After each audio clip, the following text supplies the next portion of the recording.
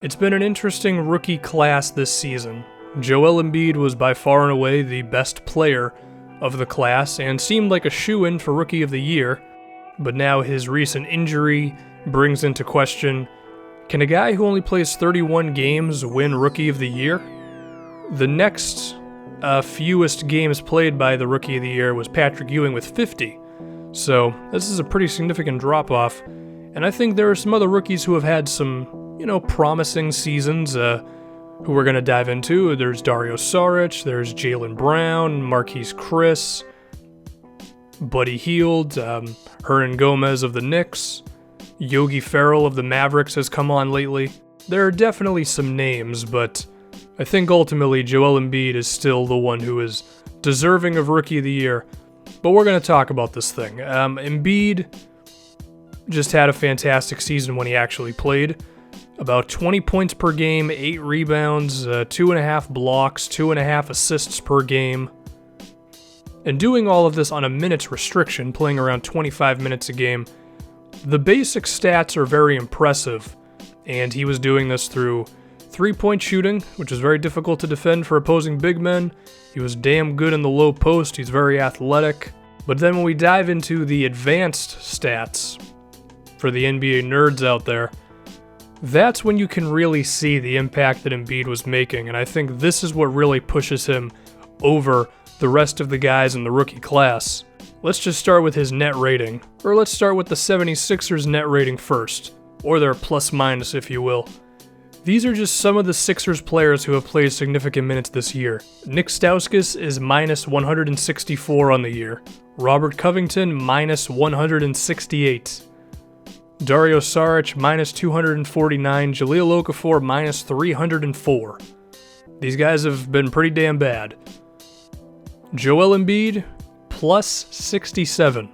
He has taken a group of guys who have no idea how to win in the NBA because they're so young, and when he's in the game, they're actually a decent NBA product. The team that has lost a ridiculous amount of games over the past couple of seasons is actually a winning one with Joel Embiid in the game. That's actually kind of ridiculous. And when you compare that to the impact the other rookies have made this season, even if they're going to be playing whole seasons, I just don't think it's really a comparison. We can also talk about the Sixers' defensive rating. The most recent one I saw was from January, where when Embiid was in the game, their defensive rating was 101.4, which was number 1 in the NBA, and then when he was out of the game, their defensive rating dropped all the way to 24th. Typically, rookies don't contribute to winning basketball like this. Embiid was doing this for a team of guys who have no business being as good as he made them when he was actually playing. So given that the guy played less than half of the season, I think you still have to give it to him. But of course, we can talk about some other Rookie of the Year candidates. We can start with his teammate Dario Saric, who has definitely been coming on lately. His last 5 games, 19 points, 47% from the field, 36% from 3, 7 rebounds, 4 assists. He's playing damn well, no doubt about it, Saric. His ability to hit from outside is huge. I think he is a stretch 4 that a lot of teams would love to have in today's NBA. But also his ability to beat other big guys off the dribble seems really intriguing as well, and I think his playmaking with the 4 assists per game is kind of a testament to his ability to dribble. And he's really been putting up points for about 2 months now. In February, he averaged 17 points a game. So Saric is playing well, no doubt about it. Does he make the impact that Joel Embiid was making? Not even close. Now we can talk about the Milwaukee Bucks' Malcolm Brogdon, and where Dario Saric has really been blowing up lately, Brogdon's bid for Rookie of the Year would be his consistency all season. His efficiency is very good for a rookie, and just flat out not normal, at 45 from the field and 42% from 3, while also putting up 10 points and 4 assists. He became the Bucks' starting point guard throughout the season, as he's been a go-to for them offensively. With the ball and without the ball, he's been a very good fit with Giannis, and I think he's really been under the radar for a majority of this season, but he's been damn good. He's been an NBA-ready player. And his plus-minus is actually better than Embiid. It's 113 compared to Embiid's 67. However, it's safe to say that Brogdon does not have as much responsibility as Embiid, and the team around him is significantly better. He's got one of the best players in the league in Giannis. He had Jabari Parker for a stretch of the season. Unfortunately, we know what happened with Jabari.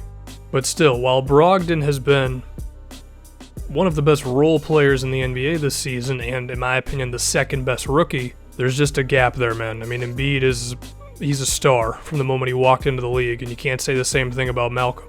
Now, if we can talk about my guy, Jaylen Brown, he's looked good for the Celtics lately, no doubt. As in February, he put up 10 points, 49 from the field, 45% from three, which is huge.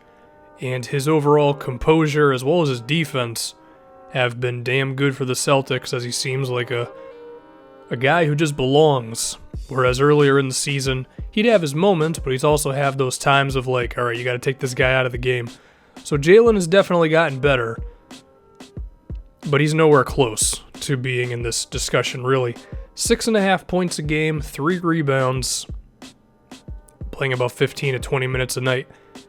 Jaylen looks damn good for the future, but as of right now, he's just not in the discussion for Rookie of the Year. After his first month, Buddy Hield's three-point shooting has been lights out, and there's a very good chance that he's going to finish over 40% from outside this season, but he's also only shot 40% from the field overall, which is not that good. And besides being able to play off of other guys, his inability to really create his own shot consistently leads him to averaging 9 points a game. Looks like a decent player, but just not in Joel Embiid's class. Marquise Chris may be able to jump out of the gym for the Phoenix Suns, and I think similar to Jaylen Brown, his overall comfort in the NBA combined with his athleticism makes him seem like a player who can be damn good. And he also blocked 5 shots against my Celtics in that heartbreaking defeat, so I have to dislike him a little bit. There's damn good, and then there's Joel Embiid. The same thing can be said for Yogi Ferrell, who's been a guy for the Mavericks who can create his own shot and perhaps is going to make their rebuild just a little bit better, because he might be the option at point guard, he might not be. If they end up with a very high draft pick, then they may go for one of the point guards coming out this season. But Yogi's looking good. There's Brandon Ingram, who has still impressed me this season with his overall game, his playmaking, his rebounding, his defense, his comfort when it comes to playing a lesser role and not being a guy who forces a lot of bad shots and all that, even if his shots, when he does shoot them, have not been going in. I've still liked him as a player. Another one, Hernan Gomez of the Knicks. His inside scoring as well as rebounding seem to be very good for them, and perhaps they found their center of the future, who makes significantly less money than Joakim Noah, and he could create a really nice pairing next to Porzingis, but I think you get where I'm going at this point. There have been nice players, but none of these guys are even toe-to-toe with Joel Embiid to the point where you could look at his 31 games played and say, yeah, we'll give it to that guy instead.